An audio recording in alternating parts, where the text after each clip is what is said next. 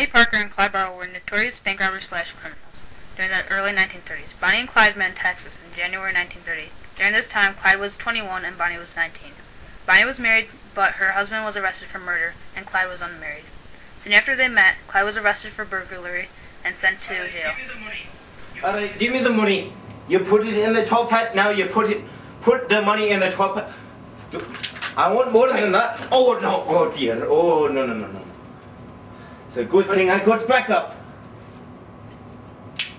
Oh, is that? Oh no, is that a it's cold? not working. Can you? Oh dear, oh no. Alright, Get down. Get down. Can I put my hands down? It's gonna be real difficult. No? Can I get a pillow or something? No. Just go. Alright, Just fall. this will be difficult. Fall! Alright, I'm working on it. Alright, I'm getting down. Okay. All the way. Alright, hold on. Got to get me hands. Alright, okay. Turn over on your stomach. You want me? My hands behind me back. Alright. What do you want going on? Put your hands on your back. Behind it? Yes. Alright. Face on the ground or no? Yes. Alright. Oh no. Okay. Alright. What you doing down here? You caught me. I'm robbing the bank. Why would you do something like that? I need my money. Why don't you just work like every other American? Why don't you just work? I'm doing my work right now. You're not doing crap for society. You're not doing crap! I am putting away harmful citizens such as yourself. Oh no. Okay. In the joint. Alright. I give up. Clyde later escaped using a gun Bonnie had smuggled to him. He was recaptured and sent back to prison. Clyde was paroled in February 1932, rejoined Bonnie, and resumed a life of crime. Yes. Oh. Right this way. So, what's in the bag? It's my handbag. Alright.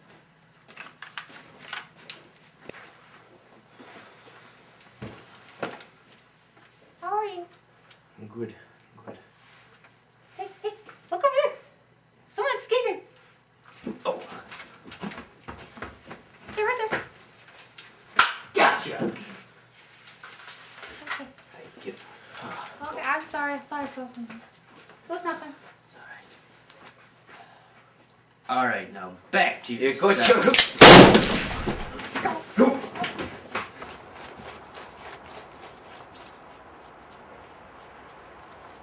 We gotta go. Hey!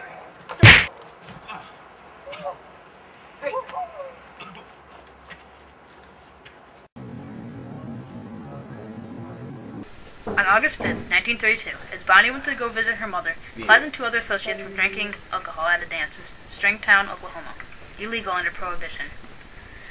They were confronted by Sheriff C.J. Maxwell and his deputy, Eugene C. Moore. Clyde opened fire, killing the deputy. I'm gonna have to dispose of this.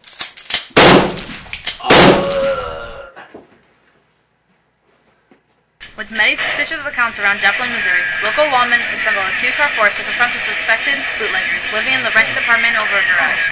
Little did they know, the bootleggers turned out to be the notorious Bonnie and Clyde.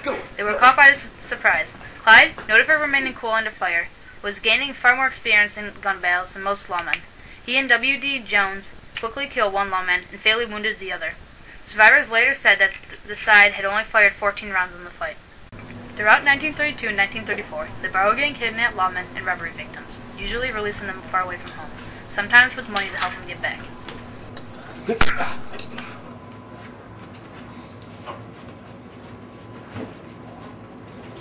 They escaped many arrest attempts. One of them was south of Plate City, Missouri.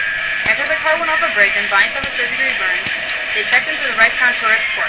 After going to town to get bandages, crackers, cheese, and atropine sulfate to treat Bonnie's leg, the sales clerk contacted the local sheriff. The sales clerk had been alerted by Oklahoma, Texas, and Arizona to be on the lookout for strangers seeking such supplies. The cabin was now being watched. At 11 a.m. that night, a group of officers were led to the cabin. After a battle at a considerable distance, the Thompson, which was used by the cops, was no match to Clyde's BAR. Although the gang escaped once again, Buck Barrow had been shot in the side of the head. In January 1934, Clyde finally made his long-awaited move against the Texas Department of Corrections. the infamous East Ham breakout of 1934. Clyde's lifetime goal appeared to come true as he masterminded his escape of former associates. The Texas Department of Corrections received national attention over the jailbreak, and Clyde appeared to have achieved what Phillips described as burning passion of his life: revenge on the Texas Department of Corrections. On May 23, 1934, on an abandoned road in Bentonville Parish, Louisiana, 6 heavily armed lawmen waited alongside a road, given a lead that Bonnie and Clyde were on their way down that road. At 9 a.m., almost ready to leave, they heard Clyde's stolen Ford V8 approaching. They opened fire, killing Bonnie and Clyde, while firing a combined total of 103 rounds. Clyde died All the money for me. with a bullet to the head, and Bonnie, after numerous hits, finally died. Some sources said that each corpse had a total of 25 bullets in them. Inside the car was a small arsenal of weapons, including stolen automatic rifles, semi-automatic shotguns, assorted handguns, and several thousand rounds of ammunition, among with 15 different license plates from various states. This was the end of the notorious Bonnie and Clyde. The Purple Gang was a mob of bootleggers and hijackers of the 1920s. Under leadership of Abe Bernstein, the gang operated out of Detroit, Michigan. The gang smuggled alcohol across the border of Canada during Prohibition. The gang was a very violent gang, probably the most violent bootleggers of their time. The gang killed over 500 members of rival bootleggers during the Detroit's bootleg wars.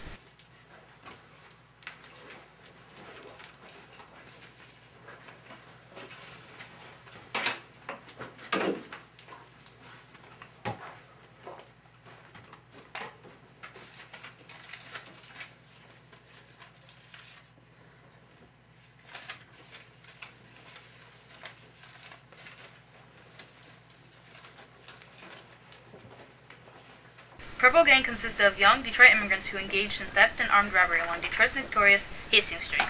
The gang operated between Detroit and Chicago and would meet in a small town called Albion, halfway between both cities.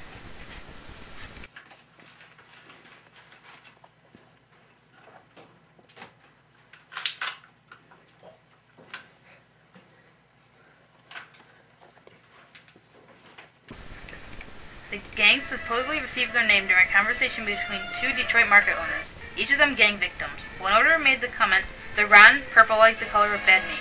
The gang was really a very loose, confidential, and mostly Jewish gangsters. The gang started as a group of juveniles on the east side of Detroit, a group of about 16 or 17 children from the same neighborhood. Mostly they were involved in the usual petty crime of juveniles.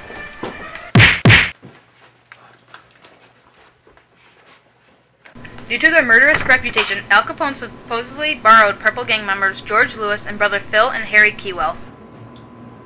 Hey, you two. You coming with me. Let's go. Alright, boss.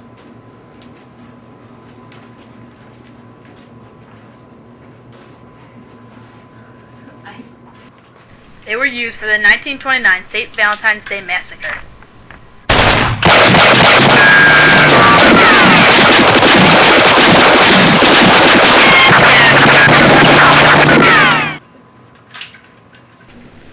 The gang made millions of dollars off bootlegging, but also off extortion, hijacking, and jewelry thefts. The gang also ran gambling rings among the African American population. The gambling rings were a success till the gamblers found out that the dice were loaded. The gang was constantly at war with other gangs. Too many violent crimes caused a string of convictions of Purple Gang members, causing the gang to have problems controlling turf.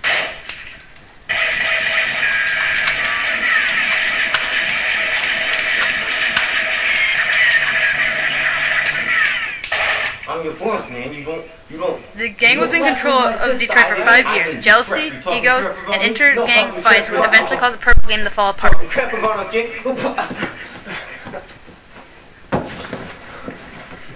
In 1931, an inter-gang dispute ended in the murder of 3 purples by members of their own gang. The 3 members were operating outside of the allowed territories. This was against the gang's rules. I didn't spend no money. It was your idea. I'm gonna make my own gang. I'm gonna go. The members stepped down and became separate gangs. I'm gonna make mine. Mine's gonna be better. What are you gonna do? No, South Street. I'm gonna. Where you gonna run South down Street? it? I'm gonna make my own gang. I'm crooks, man. I'm crooks.